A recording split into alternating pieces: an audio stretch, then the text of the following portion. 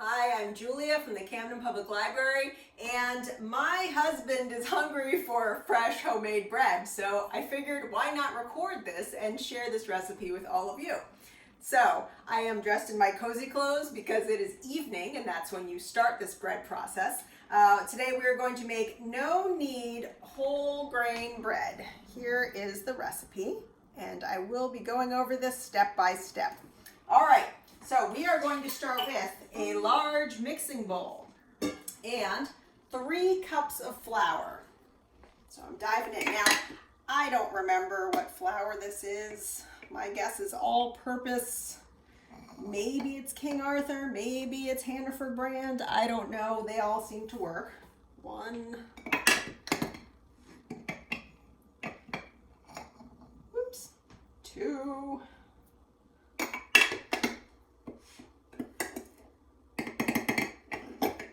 And again, exact measurements are not necessary. 3. Also, some people like to add, instead of 3 cups of plain white flour, they will use 2 cups of plain white flour and 1 cup of whole wheat. I've done that. This works fine too. All right, so let's move that out of the way. And we have 1/4 cup of oats. So here's my oats. Again, not sure what the brand is. It doesn't really seem to matter. Also doesn't seem to matter if you have the quick oats or the rolled oats. So there we go, 1/4 cup. Pour that right in.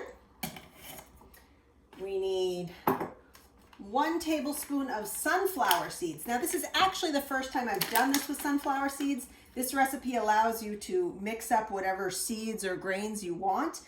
Historically, I've done it with flax seeds or with chia seeds, but I'm out of those right now, so sunflower seeds it is. 1 tablespoon sunflower seeds, right in there.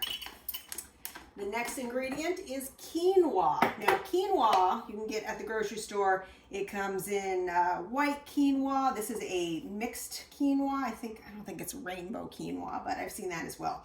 So this is 1/8 cup of quinoa. Just gonna scoop that out and put it right in there. Next we have a 1/2 teaspoon of instant yeast. Now we're rolling the dice here because this instant yeast supposedly was only good through October of 2019. So this may not even work, we'll see. 1/2 teaspoon of instant yeast. Let me get my 1/2 teaspoon out, there it is. I'm gonna make it a heaping 1/2 teaspoon just in case it isn't working so great. There you go. Also, 1¼ teaspoon of salt. This is sea salt, but I've used kosher salt, I've used table salt, Himalayan salt I think I also used one time, and it always turns out just fine. So for the salt, we're gonna use 1 1/4 teaspoon. So where's my teaspoon? 1 1/4 teaspoon of salt.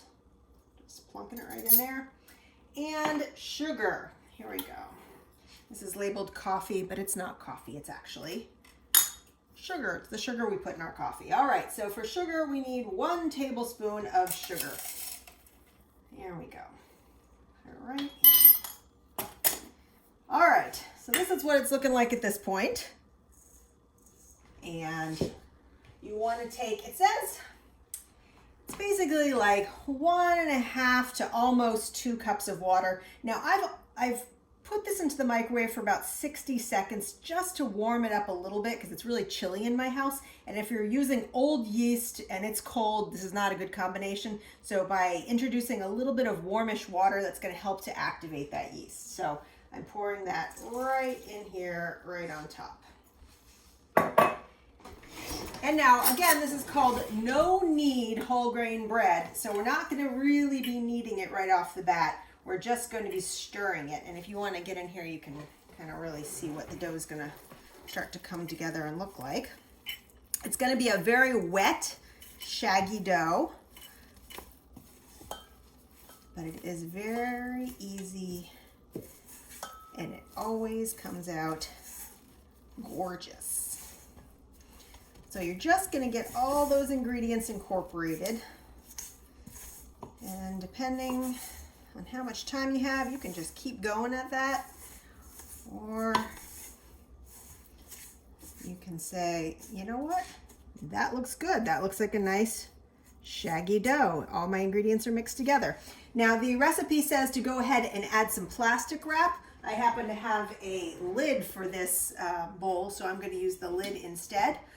Then what you're going to do is just let it sit overnight for, I think, 10 to 12 hours or so, and we'll talk about what to do next in the morning. It's morning now, the dog's laying in the sunshine, and we are ready to move on to the next step in our bread baking.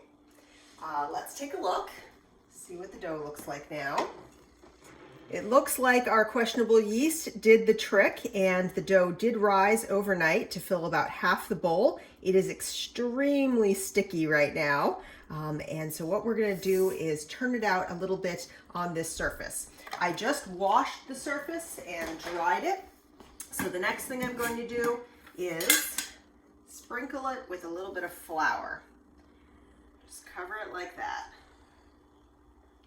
All right, I also really recommend, because this dough is so tacky, covering your hands with some flour. You're going to take that floured hand and go directly into the bowl. Kind of start at the top and scrape down. There we go. Very, very sticky. If you need to reflour your hand, just go for it right into your mix there. Here it comes. Get it all out. You don't want to lose any. There you go. So I'll set that aside. Now again, go for more flour. No such thing as too much flour. You want to make sure this doesn't stick to your hands too much. So see, it's a very, very loose dough. So adding a little bit more flour at this point as you need it is not going to hurt. It's just going to make it easier to work with. So I'm just sort of moving it around to make sure it's not sticking to myself or the countertop too much before I start kneading it. So yes, this name dough, no-knead whole grain bread, it's a little bit of a misnomer because we do knead it a little bit. To do the kneading, you kind of use this pudgy part of your hand right here. You dig it in, you fold it over, and you knead it like that. So make sure you move it around to keep it in the flour, so that it doesn't stick to your countertop. Again, if you're starting to get it stuck on here, just dip your hand in some of the flour. And you're just moving it, folding it, kneading it. You don't have to do this too many times. I think the recipe recommended 10, 15 times. Just did a little longer for good measure. All right, so you get it, fold it over into a ball like so. And we're going to transfer it onto a piece of parchment paper that I put atop a cast iron pan. So the reason we're putting it in the parchment paper is it's going to make it easier for us to lift it later on when it's time to transfer it into our Dutch oven. So we have it here on top of the parchment paper.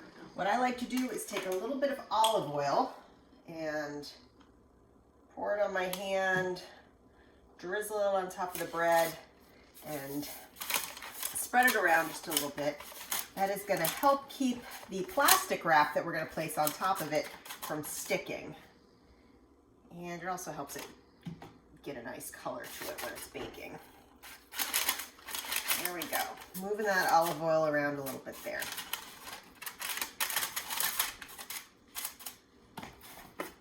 Now, we're going to go and take some plastic wrap. And if you ended up putting plastic wrap on top of it last night, you can just use the same piece. I didn't, I had a lid. So there we go. Now that just needs to sit for about an hour to two, again, depending on the conditions in your house. If it's a nice, warm, humid day, that bread's gonna rise right up. If it's chilly like today, it's gonna take a pinch longer. So I'm gonna go for about an hour and a half with this to let it rise. And we'll talk about what happens next. The dough has been rising for 1 hour now, so I'm gonna take it off the oven, set it aside, and for the last 30 minutes, we're going to preheat the oven with this cast iron Dutch oven inside. So I'm going to turn the oven to bake for 500 degrees. And you can use an enameled cast iron Dutch oven. You can use a regular one just like this. They both work just fine. Open up the oven, put it inside. It's on the middle rack. And we're gonna wait 30 more minutes before transferring our dough into the Dutch oven. The dough has now been rising for an hour and 30 minutes, and the oven has been preheated with the Dutch oven inside for 30 minutes at 500 degrees. So our next step is going to be to remove the plastic wrap, or also if you use a towel instead of plastic wrap, that works as well. We're gonna remove that. We're gonna take a sharp knife and we are going to slice into the dough. You can see now that the dough has puffed up considerably. It's almost doubled in size, so you know it's good and ready. I'm gonna put a slash into that right here. That is basically to allow for some additional expansion inside the Dutch oven when it's cooking. I'm gonna take a little bit of flour and dust the top of the bread to give it a nice artisan look when it bakes. It's mostly just to make it look fancy. A little bit more on, just like that. There we go. Okay.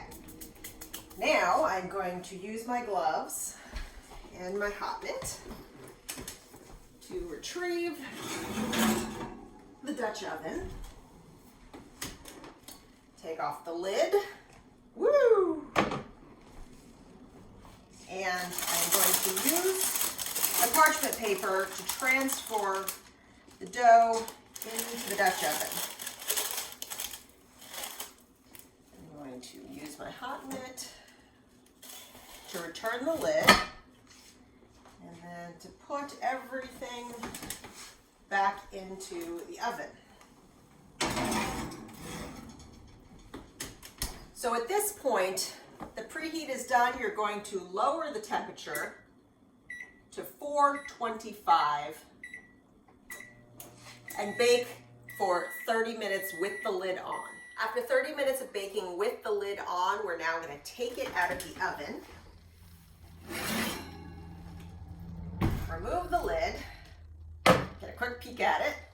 It's looking nice. And pop it back in to cook for an additional 10 to 15 minutes. Now that may be different depending on everyone's oven. It may actually go a little bit longer. And what we'll do as we get closer to that point in time is we'll take it out and we'll test it with a thermometer. The bread has been cooking with the lid off for about 15 minutes. So we're gonna check the temperature now.